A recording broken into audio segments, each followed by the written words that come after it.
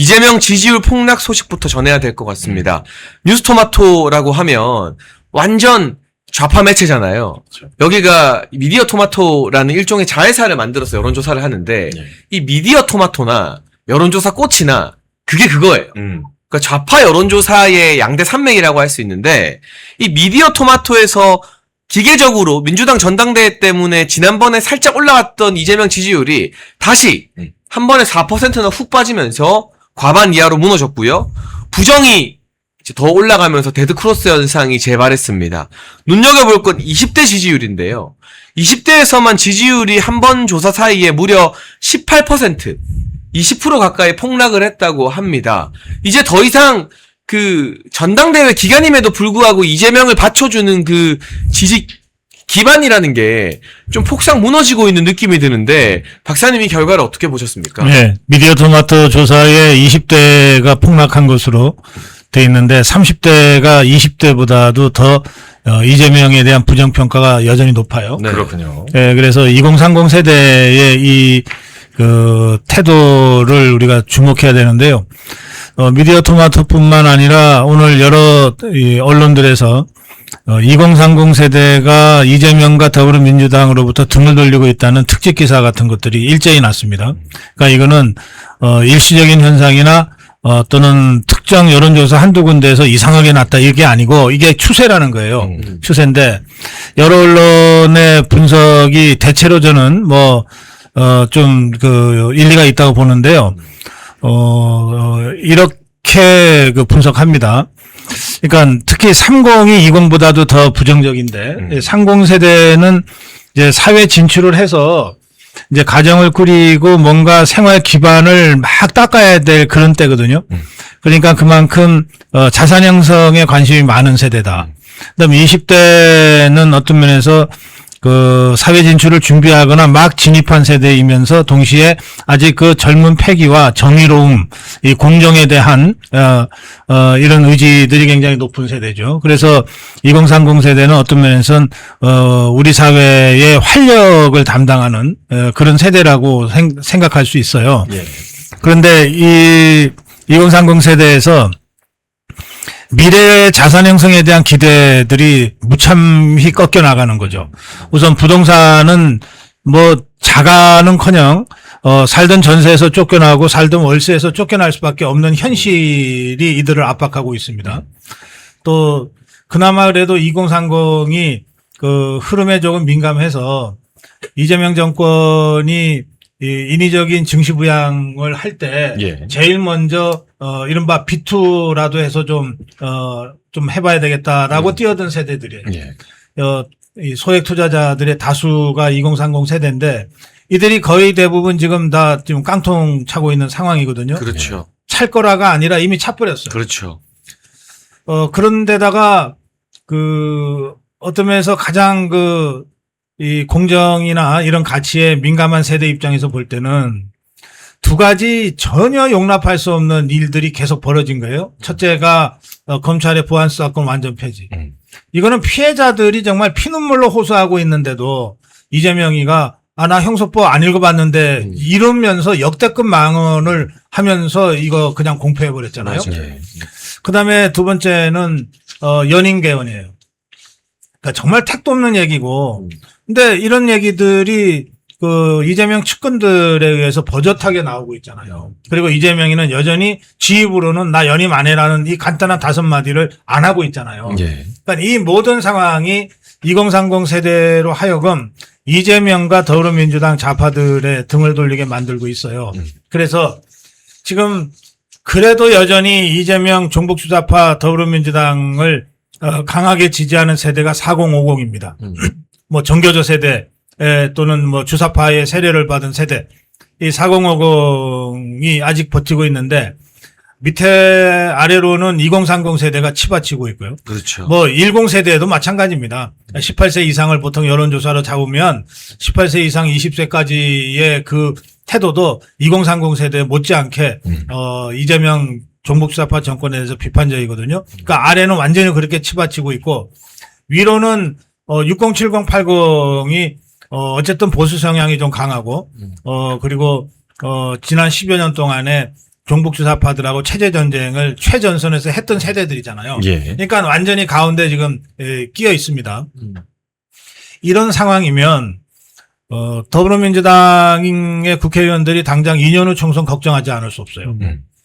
그리고 뭔가 조금 단순히 이재명 하나만 보는 게 아니라 종북주사파 전체가 어떻게 정권 재창출을 할 거냐, 3년 후에 또 2년 후에 이런 걸 고민하는 종북주사파의 주류가 있습니다. 뭐 그게 유시민이거나 김어준이가 다 그 주류에 속하는 사람들인데 이 사람들 입장에서는 이거 이제 잘못하다가 총선 지고 대선 져갖고서 다시 정권 내놓을 것 같다. 문재인 때 50년 집권한다 그랬는데 5년 만에 쫓겨났잖아요. 지금 이재명이가 이렇게 그 폭정을 거듭해도 이게 5년 가겠냐. 5년 가기도 전에 이거 쫓겨날 것 같다라고 하는 걱정과 우려가 있어요. 그 우려가 더불어민주당 국회의원들의 입을 통해서 나오고 유시민이를 통해서 김어준이를 통해서 나오거든요. 미디어 토마토의 조사도 그걸 경고하는 그런 맥락입니다. 문제는 종북주사파들 입장에서 이재명이가 완전히 마음을 바꾸면 어떻게 마음을 바꾸면 되느냐 하면 나 연임 포기한다. 연임 안 한다. 그리고 나 재판 재개하겠다. 법의 심판을 받겠다. 뭐 이런 식으로 완전히 회개하듯이 이렇게 바꾸지 않으면 이 흐름을 되돌릴 수 없다는 거예요. 근데 그럴 가능성은 없잖아요. 아니 없죠. 네. 예, 그렇기 때문에 출구 없는 이 절벽 앞에서 종북주사파 더불어민주당 국회의원들이 전전긍긍하고 있는 상황이 지금 만들어진 겁니다. 실제로 여러 보도를 보면 서울 지역 민주당 국회의원들 지금 난리가 났다.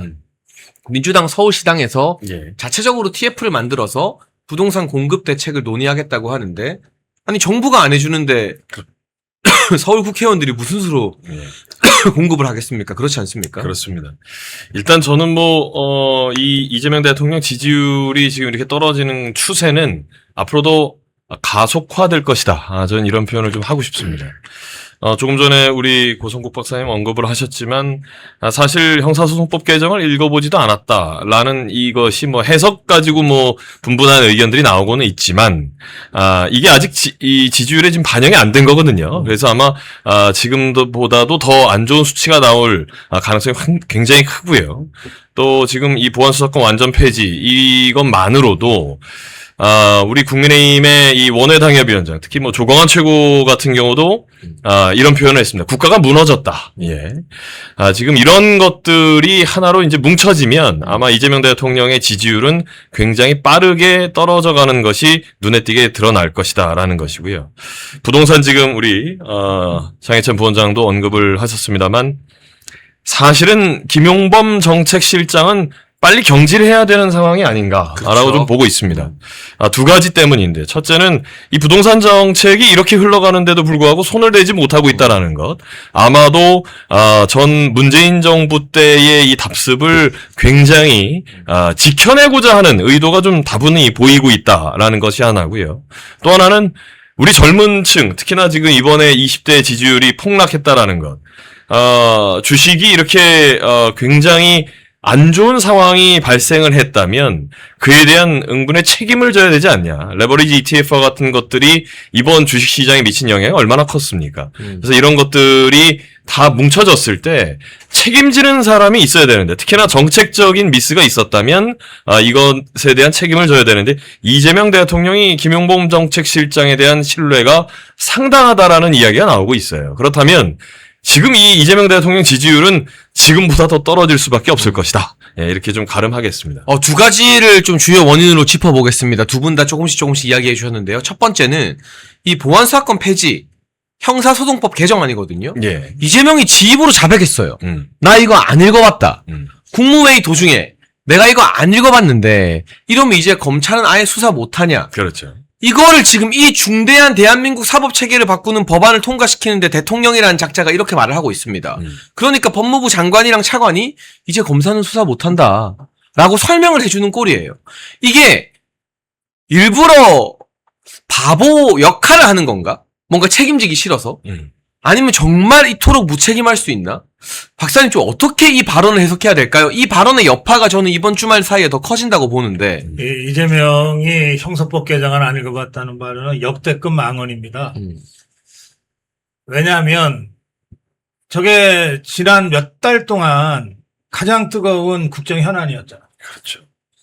그리고 거의 모든 여론조사에서 60% 가까운 국민들이 이거 절대 폐지하면 안 된다. 이렇게 응답을 계속 했어요. 이재명이도 그런 논란이 그동안 있었던 걸 모르지 않았어요. 그러니까 뭐 여러 가지 논란은 있지만 이러고 자기가 말을 시작해요. 그러니까 논란이 있었단 말이에요.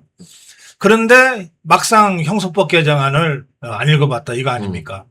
자, 우선 이런 자가 국정을 담당할 최소한의 기본이 되어 있느냐? 저 기본은 안 되어 있다고 생각합니다. 그다음에 이게 국무회의 의결을 거쳐서 공포되는 겁니다. 그렇죠. 그러니까 국무회의를 주재하는 게 대통령이잖아요. 그건 이자가 그 중요한 의결사안을 안 읽어봤다는 거거든요. 안 읽어보고 그냥 공포한 거예요. 그래 놓고 야, 그 내용이 뭐야? 이거 아니야? 라고 더듬더듬 하면서 법무부 장관의 차관한테 추궁하듯이 했다는 거예요.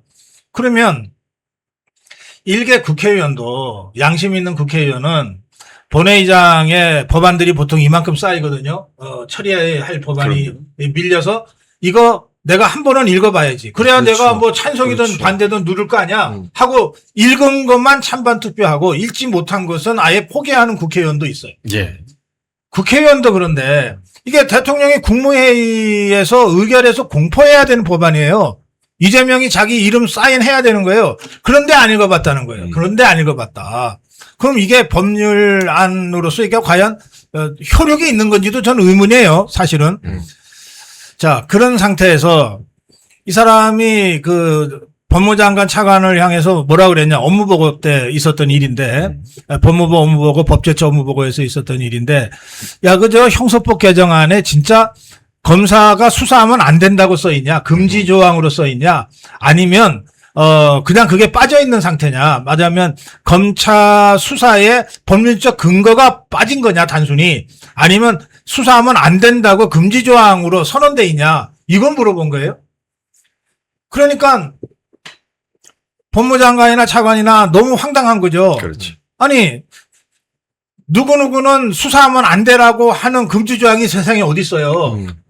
저 정치평론가지만 우리 대한민국 헌법 법률 다 찾아보세요. 정치평론가는 수사하면 안 돼. 이런 말이 단 한 줄이나 있습니까? 없죠. 저, 그렇다고 정치평론가가 수사할 수 있는 건 아닌 거죠. 아니, 그러니까. 네. 아니, 의사가 수사할 수 없다라고 써있는 의학 관련 법안이 어디 있어요. 그냥 당연한 거 아니에요. 그런데 이재명은 검사가 수사할 수 없다라고 금지 조항이 있냐 없냐 이거 따지고 있었던 거예요. 그러니까 그걸 가지고 이제 설명을 해야 되는 정성호나 법무부 차관이 정말 황당했을 거예요. 속으로는 뭔가 대통령이 질문을 하니까 답변을 안 할 수가 없고, 근데 이걸 질문이라고 하나 싶었을 거예요. 그러니까 이런 상황 속에서 수많은 강력범죄 이 흉악범죄 희생자들이 피눈물을 흘리고 있게 돼버린 거예요. 그리고 앞으로 이런 상황에서 수사가 지연되거나 또는 경찰이 수사를 초기에 잘못해서 이를테면 강간 목적 살인을 단순 살인으로 또는 강간 목적 살인 미수를 단순 폭행으로 이렇게 딱 규정해가지고서 올려버리면 이걸 수정할 방법이 없어지는 거예요. 그러니까 오죽하면 정성호가 법무부 장관이 판사가 수사해야 될 상황이 올 수 있다는 얘기까지 했겠어요. 그러니까 이 상황을 보면 이게 전면적인 난맥상이에요. 그러니까 이거는 조광한 최고위원이 얘기했던 대로 이건 더 이상 국가가 아니다. 우리가 도대체 누굴 믿고 이 법을 지켜가면서 일상생활을 영위할 수 있냐, 이런 한탄이 나올 수밖에 없는 상황이죠. 그렇습니다. 이성배 특보님은 이런 식의 태도, 네. 나 법안도 안 읽어봤다, 아주 기초적인 질문까지 하면서, 이건 예. 사실은 국민들 전체도 마찬가지지만 지금 울분을 막 토하고 있는 피해자분들이 있잖아요. 그렇죠. 돌려차기 사건의 피해자나 이런 예. 분들 입장에서는, 또 장윤기 사건의 피해자 유족분들이나 이런 분들 입장에서는 진짜 피가 거꾸로 솟으리죠. 피가 거꾸로 솟아있는 예, 것 같거든요. 이런 예. 발언들 어떻게 보십니까? 일단 대통령으로서 직무유기다. 음. 예. 아주 간단하게 표현할 수 있을 것 같아요. 그동안의 이 국무회의를 비롯해서 다양한 업무 보고에서 보여줬던 이재명 대통령이 각 기관장에게 보여줬던 태도가 있지 않았겠습니까? 현재 업무 파악도 제대로 안 한 상태로 지금 업무 보고 하는 겁니까? 라고 질책했던 게 한두 번이 아닙니다. 그런데 정작 당사자인 이재명 대통령께서 형사소송법 이 개정이라고 하는 아주 이 중차대한 사항을 놓고 그 자체를 읽어보지도 않고 의결을 했다라고 하는 거. 이거는 굉장한 직무유기 상황 아니겠습니까? 저는 이 부분에 있어서 아마 이것을 지켜보던 우리 국민들과 또 이번 형사소송법 개정을 통해 보안수사권 완전 폐지를 통해서 다양하게 피해를 볼 우리 국민들 입장에서는 정말 이 분할 그런 상황이 아닐까라고 생각이 되고, 이재명 대통령이 뭐 민주당 지금 전당대회에 대한 눈치를 보고 있는 것 아니냐 이런 생각도 솔직하게 좀 듭니다. 그리고 나서 전당대회 이후에 이 건에 대해서 본인이 또 어떤 목소리를 낼지 말 바꾸기를 할지 지켜봐야 되지 않을까 싶습니다. 지지율 폭락의 두 번째 원인은 다름 아닌 부동산가 김용범일 겁니다. 예. 역대 청와대 정책실장의 이름이 이렇게 유명했던 적이 있나 싶어요. 사실은 비서실장들도 훌륭한 비서실장들은 자기 이름 잘 안 드러나게 하잖아요. 그런데 경제부총리 누군지 잘 모르겠고 국토교통부 장관 누군지 잘 모르겠는데 김용범 그 이름은 온 세상에서 다 회자가 되고 있거든요. 안 좋은 쪽으로. 사고 치고 구설수 일으키는 쪽으로. 자기 딸 임대주택 사는 거 살 수 있냐는 질문에는 분개해서 막 국회에서 성질 내는데 국민들한테는 다 임대주택 공급하겠다고 하고, 그런 상징적인 장면들도 다시금 막 발굴이 되고 있는데요. 오늘 청와대 입장이 나왔습니다. 세금으로 집값 잡을 생각 없다. 근데 그래놓고 세금을 그렇게 올린다고요? 예. 김용범 경질 선을 그었습니다. ETF 같은 경우에 대해서도 레버리지, 주식 문제죠. 책임을 묻기보다는 대책 마련에 집중하겠다. 아니, 만든 놈을 그대로 두고 그 사람 보고 대책을 마련하라고 하면 그게 되나요?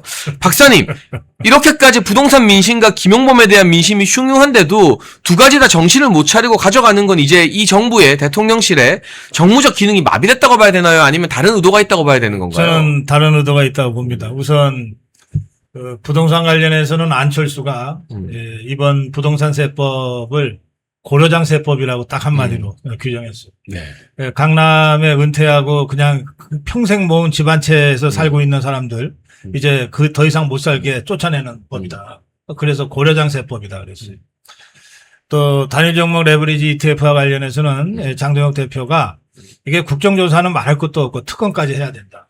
왜냐하면 이게 정상적이고 합리적으로 생각하면은 용납이 안 되는, 납득이 안 되는 여러 가지 의혹들이 있어서 혹시 이게 뭔가 특정 기업이나 또는 기업인들과의 유착이나 봐주기를 위한 일종의 부패 스캔들이 아니냐라고 하는 의혹까지 제기되고 있기 때문에 이것은 단순히 국회에서 국회의원들이 자료 보고서 조사하는 차원으로 넘어서서 수사권, 강제 수사권을 가진 특검이 강제 수사해야 된다. 이렇게까지 발언을 했어요. 저는 그렇죠.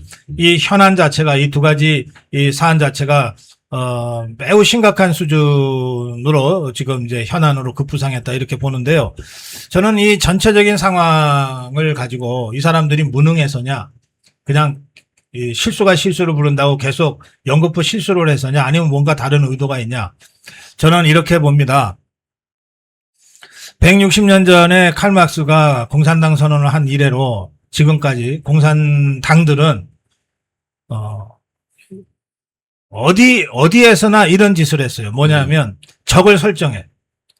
그리고 그 적을 만영화시키고 그리고 그 적을 공격하면서 다른 대중들, 그 적에 대해서 뭐 여러 가지로 분노할 수 있는 대중들을 자기네 편으로 결집하는 이런 짓을 그동안 해왔어요. 이게 우리나라 좌파들도 그 방법을 그대로 답습해서 한번 생각해 보세요. 70년대 재벌 그러면은 그 긍정적 이미지가 단 하나라도 하나도 떠오릅니까? 없었죠. 막 네. 문어발에 뭐에 사카린 밀수에 막 이러잖아요. 그렇죠. 예. 그러니까 재벌이라고 하는 그 용어를 가지고 그 대기업들을 그 악마화하고 딱 표적한 거예요. 온갖 드라마도 다 그렇게 만들어졌잖아요. 그렇죠. 네. 자, 그러면 그런 70년대 80년대 이 종북주사파 좌파들의 그 수법을 지금의 종북주사파 개딸들은 어떻게 하고 있냐? 검찰을 악의 축으로 딱 규정하고 있어요. 이게 문재인이가 정치권 나오면서 검찰개혁 들고 나왔거든요. 그때부터 지금까지 계속되는 거예요. 노무현이도 그랬어요. 그러니까 이 김용민이란 자가 검찰 수사권 전면 폐지 해놓고 난 다음에 노무현이 동상 가갖고서 봉화마을 내려가서 예. 그렇게 하잖아요. 그러니까 노무현이 문재인이 이재명이의 그 공통적은 검찰이에요.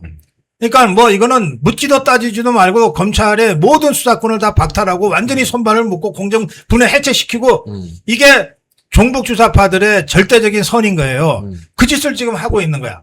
이게 뭐 민심을 몰라서도 아니고 보안 수사권 유지가 필요하다는 60% 국민이 있다는 걸 몰라서도 안 해요. 99%가 반대해도 이것만은 해야 돼. 이런 그 종북 주사파 공산당들의 활동 원칙과 지침이 그렇다는 거예요. 그런데 검찰만 그러냐? 제가 보기에 어제 그 이재명의 발언을 보면 육군 중에서도 육사 출신의 군인들을 이렇게 그 악의 축으로 딱 설정하고 있는 거예요. 쿠데타 세력이라고 대놓고 네. 말을 한 거잖아요. 그래서 네. 하여튼 이 육사들이 더 이상 육사 출신들이 더 이상 설치게 하면 안 돼. 그러려면은 육군사관학교도 아예 통폐합해야 돼. 빨리 하라고 하더라고요. 네.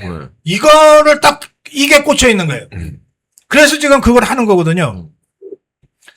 그러면 조금만 넓혀보면 10년 전에는 이 종북주사파들이 박근혜 대통령을 그렇게 했어요.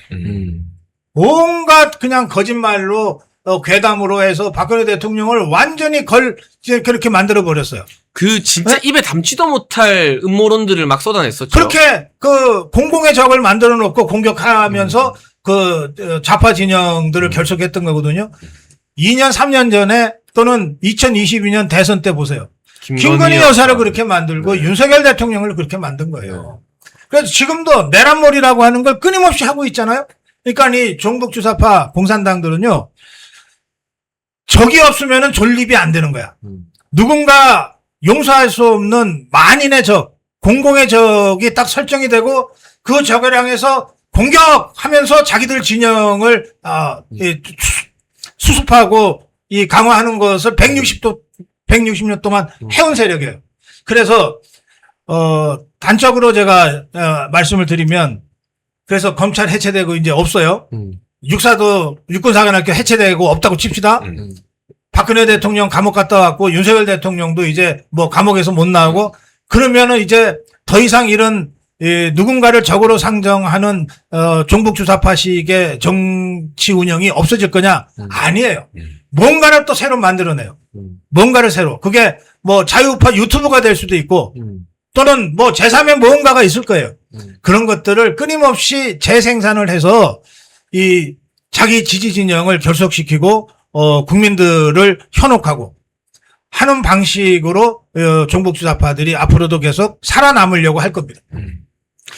아니 우리 이성배 특보님은 예. 이 난리가 났음에도 불구하고 특히 이성배 특보님 세대에서 부동산 문제나 주식 문제에 대한 민감도가 좀 남다를 거잖아요. 그렇죠. 그런데 저런 대책 없는 이야기하면서 김영범 살려두려고 하고 예. 세금으로 자기들 집값 잡을 생각 없다 이런 변명이나 하고 있고 왜 그러는 거라고 생각하십니까? 어떻게 봐요?